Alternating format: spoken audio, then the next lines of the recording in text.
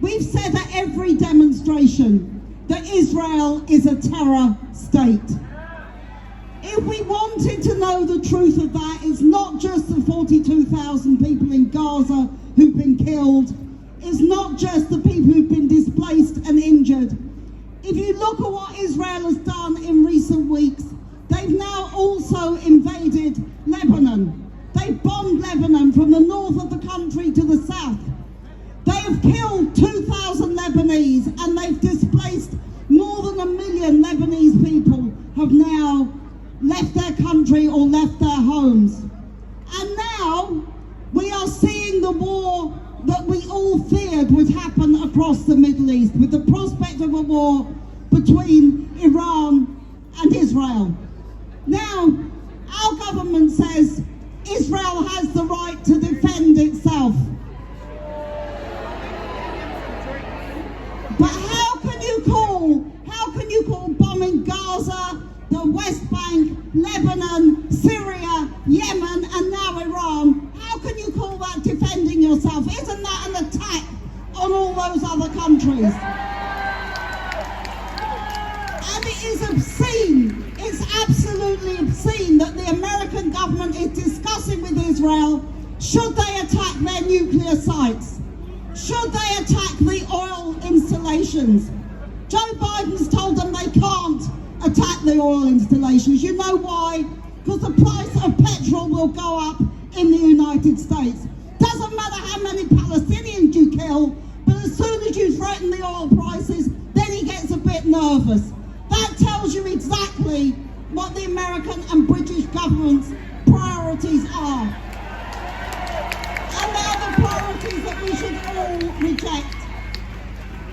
The truth is that this didn't start on October the 7th. The Palestinians have had decades of repression and occupation. The Lebanese have been invaded time and again. I have been to Lebanon, to the Sabra and Shatila refugee camps in Beirut, and I've listened to the survivors of the massacres there, facilitated by the Israeli army back in 1982. These wars will lead to more racism, more ethnic cleansing, more destruction of the peoples of the Middle East. And we have to say no to war, no to occupation, no to invasion.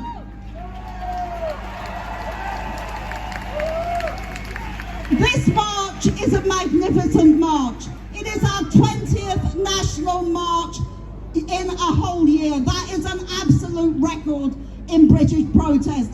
And we should all congratulate ourselves for everything that we have done in order to make the cause of the Palestinians on the streets every single week. And we have made a difference. They said we couldn't chant from the river to the sea, and we chant it on every demonstration. They said we couldn't wave our Palestinian flags, but today there are hundreds of Palestinian flags and Lebanese flags and the flags of people who support them. And we will continue to do that. We have made a huge difference in terms of we forced the government to retreat on the arms licenses. Not enough, but it's some small victory. And now we have to push even further. And it means we need to stand up to our government. We have to say to Keir Starmer, how dare you condemn Iran for one strike when in a year you have not condemned Israel over anything. Get your priorities right. The other thing we need to fight against is the growth of Islamophobia, because when they call our marches hate marches, they are aimed at the Muslim community. They want to attack the Muslim community. On the 26th of October, Tommy Robinson is marching in London with his hateful fascist agenda against the Muslims.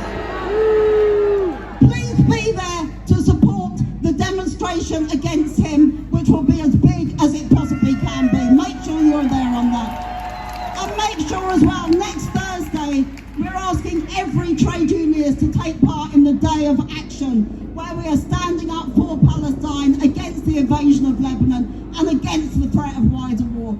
Be there, keep organising, keep fighting. Solidarity. Thank you very much.